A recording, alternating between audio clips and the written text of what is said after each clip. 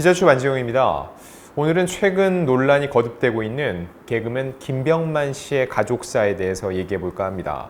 일단 김병만 씨의 전처, 이미 이혼 재판이 마무리됐기 때문에 전처죠. 상습적으로 김병만 씨가 때렸다 이런 주장을 했는데 일단 김병만 씨는 이를 전면적으로 부인을 하고 있습니다. 이 과정에서 여러 가지 폭로가 계속되고 있고 여전히 전처가 고소한 건에 대해서는 지금 현재 검찰에서 검토 중인 상황인데 이런 일련의 상황 속에서 김병만 씨가 정말로 힘겨워하고 안타까워하고 있는 게 바로 파양 문제입니다. 파양. 김병만 씨 이 파양을 재판에 신청을 했는데 이 재판에서 패소를 했습니다.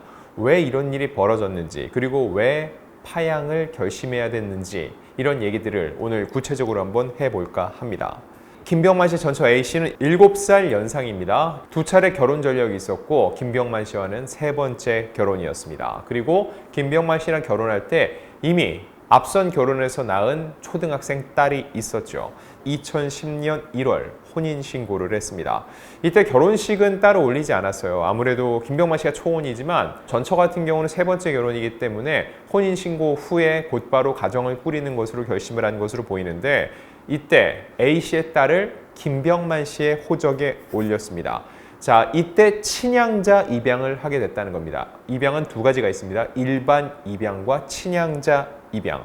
일단 친양자 입양을 하면서 친자, 정말 김병만 씨가 낳은 자녀와 똑같은 지위를 부여했던 거죠. 자, 그리고 김병만 씨는 실제로 A씨의 딸 애지중지 키웠다고 하는데 자, 이 부분은 이혼 재판 과정 그 판결문을 통해서도 확인될 수 있거든요. 이 얘기는 뒤쪽에서 다시 해드리겠습니다. 근데 이 파양을 위해서 재판을 한다. 이거 자체가 제3자가 볼 때는 그래도 결혼 후에 수년간 키웠는데 지금 다시 파양을 하고 그러기 위해서 재판을 한다?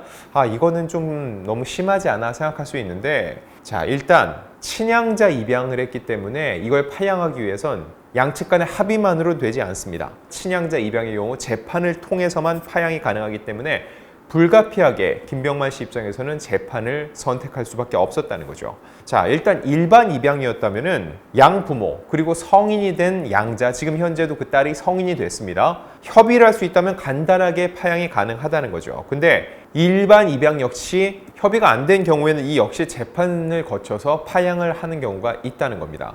자, 근데 이 친양자 같은 경우는 훨씬 더 그 절차가 복잡하다는 거죠. 일단 친양자 입양이 뭔지를 말씀드리면 일단 양자와 친부모와의 관계는 완전히 끊고 이 양자를 양부모의 친자와 동일하게 이 관계를 설정하는 제도입니다. 일단 친양자 입양이 되면은 양아버지의 성과 본을 그대로 따릅니다. 즉 김병만 씨에게 친양자 입양됐으니까 김 씨가 되는 거죠.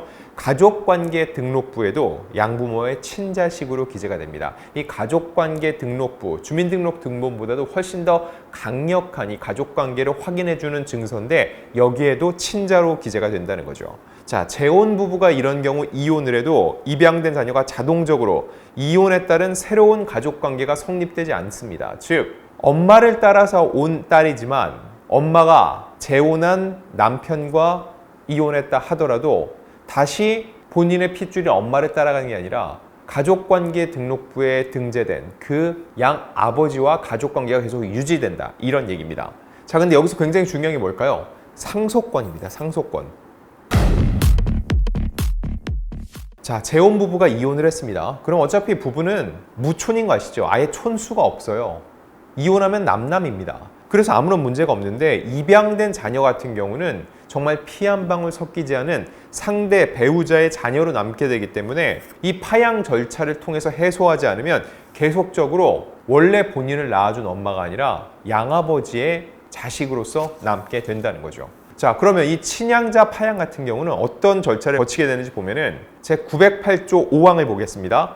양친, 친양자, 친생의 부 또는 모나 검사는 다음 각 호의 어느 하나의 사유가 있는 경우에는 가정법원에 친양자의 파양을 청구할 수 있다. 이 항목이 뭔지가 중요합니다. 첫 번째, 양친이 친양자를 학대 또는 유기하거나 그 밖에 친양자의 복리를 현저히 해하는 때, 즉 양아버지가 친양자에게 못된 행동을 해서 분리시켜야 한다. 이렇게 판단이 될 때입니다. 두 번째는 친양자의 양친에 대한 폐륜 행위로 인해 친양자 관계를 유지시킬 수 없게 된 때, 즉 이건 반대 상황이죠. 양자로 들였는데 이 아이가 폐륜적 행동을 해서 도무지 부모 자식으로서 계속 유지할 수 없다. 이게 판단될 때는 파양이 가능하다는 겁니다. 자, 그리고 말씀드렸다시피 친양자 입양제도의 취지에 부합하게 협의상 파양을 할 수 없고 재판상으로만 파양을 할 수 있기 때문에 재판 과정에서는 앞서 말씀드렸던 이 두 가지 항목을 굉장히 중시한다는 거죠. 자, 일단 그럼 김병만 씨와 딸의 관계는 어땠는지 한번 살펴보겠습니다. 이 과정 중에 굉장히 중요한 게 바로 이혼한 전처가 제기한 폭행 고소입니다. 당초 이 전처 A씨는 김병만을 진심으로 사랑해 이혼을 원치 않는다. 대화를 통해 원만히 해결해 부부관계를 회복하고자 하니 부디 이 사건을 모두 기각해달라. 이렇게 재판부에 이혼을 원치 않는다라고 2020년 11월에 얘기를 했습니다. 그런데 이거에 대한 재판부의 판단은 무엇인가? 두 사람은 갈등을 대화와 소통, 양보를 통해 해결하지 않았다. 상대의 처지와 입장을 이해, 관계 개선하려는 노력을 다하지 않았다. 혼인 파탄의 책임은 두 사람 모두에게 있고 책임의 정도 또한 대등한 것으로 판단된다. 즉, 양측 모두 이혼의 책임이 있고 이 이혼을 받아들이는 쪽으로 가닥을 잡은 거죠. 근데 여기서 이 때렸다라는 게 쟁점으로 떠올랐다는 거죠. 왜일까요? 재산분할 위자료 이런 것들을 다 따져봐야 되는데 누구에게 잘못이 있냐? 이 와중에 남편이 아내를 때렸다. 이건 굉장히 불리하게 작용할 수 있죠. 그럼 이거에 대한 재판부의 판단은 어땠을까요? A씨는 혼인 초기부터 상습적으로 폭행을 당했다고 주장하며 위자료 지급을 요청했다. 그러나 A씨가 제출한 증거만으로 김병만의 폭행이 있었다는 점을 인정하기 부족하다. 즉 A씨의 주장을 받아들이지 않는다. 때렸다라는 주장은 주장일 뿐 입증이 안 됐다는 얘기입니다. 근데 A씨는 언론 인터뷰에서 이렇게 얘기를 합니다. 너무 분하고 억울하다. 상습적으로 맞았다. 딸도 내가 맞는 장면을 4번이나 봤다. 너무 잔인하게 때렸다라고 언론에 말했습니다. 여기서 핵심은 뭐? 딸이 봤답니다. 딸이 봤다. 자, 이 딸 전처의 앞선 혼인 관계에서 낳은 딸, 즉 엄마와는 핏줄이고 김병만 씨와는 핏줄 관계, 혈연 관계가 아닙니다. 근데 지금 양측이 이혼 공방을 벌이고 있어요. 소송이 붙은 거죠. 그러면 팔이 안으로 굽는다고 딸은 어떤 식의 반응을 보일까요? 게다가 딸이 봤다고 했죠. 딸이 엄마의 피해를 입증할 증인이라고 엄마는 얘기를 한 겁니다. 그러면 딸은 재판부에 어떠한 확인서를 제출했을까요? 자, 이 내용 디스패치의 보도를 통해서 확인이 됐는데 아빠는 키가 작으셔서 키 큰 저를 항상 자랑스러워 하셨습니다. 항상 웃어주시고 개그를 보여주셨고 원하는 건 언제든 다 들어주려 하셨습니다. 다 해주면 안 된다는 엄마랑 티격태격 하실 정도였습니다. 엄마에게 전화하시면 첫 마디가 항상 땡땡은 이셨습니다. 즉 자신의 안부를 물었다는 거죠.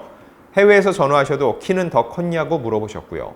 집에 오시면 우선 제 이름부터 크게 불러 찾으시고는 바로 키 재기를 하셨습니다.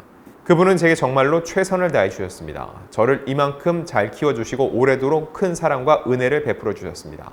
김병만 아버지는 참으로 고마우신 분입니다. 이 사실 확인서는 2022년 3월에 작성이 돼서 재판부로 전달이 됐습니다. 사실 확인서 전체의 내용은 아니죠. 또 다른 내용들을 보면은 이 안에 엄마를 옹호하고 김병만 씨에 대한 불만이 있을 수 있습니다.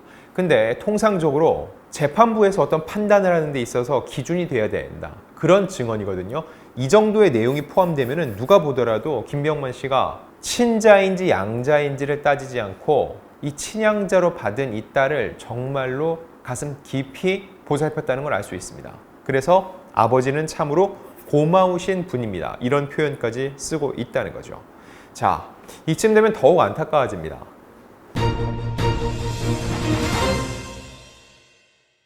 김병만 씨는 평소에 이렇게 항상 먼저 안부를 물을 정도로 친딸처럼 키웠고 이를 위해서 친양자로 입양까지 했습니다. 그리고 이 딸은 본인의 직접 핏줄인 엄마와 김병만 씨의 분장 과정에서도 김병만 씨가 얼마나 고마운 사람인지를 알리는 이런 확인서를 써서 제출을 했습니다. 근데 두 사람이 이제는 재판에서 만나게 된 겁니다. 자, 왜 이렇게 됐을까요? 김병만 씨 입장에서 바람은 단 하나입니다. 바로 A씨와의 연결고리를 끊고 인연을 끊고 사는 거죠. 그렇기 위해서는 이미 법적으로 부부관계는 다 정리됐어요. 대법까지 가서 이혼이 성립이 됐습니다. 이제는 재산 분할. 지금 김병만 씨는 줘야 될 돈을 주지 않고 있다. 돌려달라고 주장을 하고 있죠. 근데 이거 외에는 A씨와 더 이상 얘기할 거리가 없습니다. 이 부분 같은 경우는 전적으로 그냥 변호사를 통해서 계속 달라고 압박을 하면 되는 거죠. 근데 이 파양 문제는 다르다는 거죠. 본인이 직접 나서서 친양자 입양이기 때문에 파양 과정을 밟지 않으면은 가족 관계가 해소가 안 된다는 겁니다. 근데 결과 맨 처음 말씀드렸다시피 김병만 씨가 패소를 했습니다. 왜일까요? A 씨의 딸, 즉 입양된 친양자 파양을 원치 않는다는 거죠. 그럼 원치 않으면은 안 되는 건가? 이분은 지금 성인입니다. 근데 제가 아까 말씀드렸죠. 친양자 파양할 때 두 가지 조건이 뭐였죠? 첫 번째 양친이 친양자를 학대 또는 유기하거나 그 밖에 친양자의 복리를 현저히 해야 하는 때, 이런 일이 없다는 것은 이미 사실 확인서를 통해서도 알 수 있습니다. 두 번째, 친양자의 양친에 대한 폐륜 행위로 인해 친양자 관계를 유지시킬 수 없게 된 때, 이거 역시 그렇지 않다는 게 역시 사실 확인서를 통해 확인이 됩니다. 즉, 두 가지 항목에 모두 해당이 되지 않는다는 거죠. 근데 딸은 파양을 원치 않는다. 즉, 본인은 김병만의 딸로 남기를 원한다 라고 얘기를 하고 있습니다. 하지만 김병만 씨 입장에서는 어떠한 법적인 얘기가 먼저 불거진 게 아니라 한 언론과 인터뷰를 통해서 이 내용이 일파만파 번지고 있죠. 김병만 씨 입장에서는 하루빨리 이 상황을 마무리 짓고 싶을 겁니다. 그런데 지금 이 친양자 입양한 딸이 있으면 어쩔 수 없이 계속 엮이게 되겠죠. 이런 부분에 있어서 파양을 불가피하게 선택할 수밖에 없었다는 거죠. 또 하나, 아까 잠깐 언급드렸던 상속 문제입니다. 상속 문제. 자, 김병만 씨의 지금 현재까지 유일한 직계 비속은 이 A 씨의 딸뿐입니다. 즉, 향후 김병만 씨에 대해서 모든 보호자 그리고 상속자로서 역할이 분명히 지금 보장이 된다는 겁니다. 이 딸에게 그냥 주기 싫다 이거보다는 A 씨와의 관계 절연을 위해서는 어쩔 수 없이 딸과의 파양도 불가피하다는 게 김병만 씨의 선택이었던 것으로 보입니다. 새로운 사람을 만나서 또 다른 삶을 꾸린다고 했을 때 전처 사이에 내가 낳지 않은 딸이 가족관계로 등록이 돼 있다. 이거는 새로 만나는 분에 대해서도 굉장한 부담이 될 수밖에 없고 예의가 아닐 수도 있다는 겁니다. 이런 걸 복합적으로 따져봤을 때 김병만 씨는 친양자 입양에 의한 이 딸을 파양하는 과정을 밟을 수밖에 없다는 거죠. 자, 이와 관련해서 제가 김병만 씨 측과 통화를 했습니다. 굉장히 말을 아낍니다. 지난주에 이 논란이 불거졌을 때는 굉장히 적극적으로 얘기를 하고 반박을 했는데 지금은 말을 아끼는 상황입니다. 왜 그럴까요? 일단 아이가 상처받을까 우려된다는 거죠. 이미 20대가 됐고 성인입니다. 하지만 성인일지언정 김병만 씨 입장에서는 초등학생부 때부터 보고 키워왔던 딸인 거죠. 그렇기 때문에 이런 어른들의 싸움에서 아이가 상처받지를 않길 바란다는 거죠. 일단 김병만 씨 측은 적어도 이달 말까지는 검찰에서 이 폭행 고소 관련된 결론을 내놓을 것으로 보고 있다고 하니까 과연 어떤 결론이 나오게 될지 이건 역시 향후 파양과 여러 가지 사안이 진행되는 데 있어서 적잖은 영향을 끼칠 것으로 보입니다.